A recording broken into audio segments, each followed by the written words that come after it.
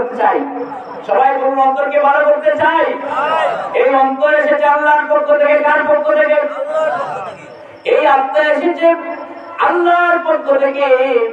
وَيَسْأَلُونَكَ عَنِ الرُّوحِ قُلِ الرُّوحُ مِنْ أَمْرِ رَبِّي। রূহ সম্পর্কে প্রশ্ন করা হয়, রূহ কি জিনিস? আল্লাহ পাক সাথে সাথে জবাব দেন, এটা হচ্ছে আল্লাহ পাকের একটা হুকুম।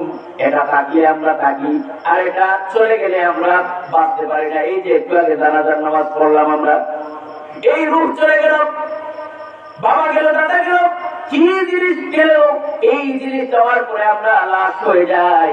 আর এই রূহটা দুনিয়ার কোন খাদ্য খাবার এই রূহ খায় না, খায় কিনা?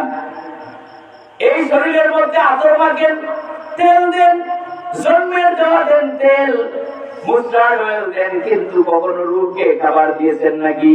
এই রূহ যেহেতু এসেছে আল্লাহর পক্ষ থেকে, সেই জন্য এই রূহের খাবার দুনিয়ার বুকে তৈরি হয়নি। এই রূহ টমেটো খায় না, বড় মাছ খায় না, ফুলকপি খায় না, পুঁটি মাছ খায় না। এই রূহ যেহেতু এসেছে আল্লাহর পক্ষ থেকে, এই রূহের খাদ্য আল্লাহ পাক দিয়েছেন। বলুন সুবহানাল্লাহ।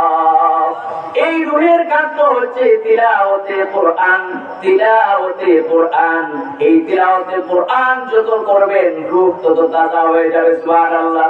আলা বিযিকরিল্লাহি তাতমাইন্নুল কুলুব। যত জিকির করবেন এই এই আত্মা প্রশান্ত লাভ করবে, প্রশান্তি আত্মা হবে, এই আত্মা সমৃদ্ধ হবে। বলুন সুবহানাল্লাহ। সমৃদ্ধশালী আত্মা হবে। তাহলে আমরা জিকিরের বস্তু রাখবো, কোরআন তেলাওয়াত করবো কি করবো না?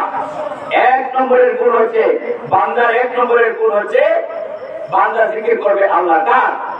দুই নম্বরের জিকির, দুই নম্বরের গুণ হচ্ছে ওয়াইযা তুলিয়াত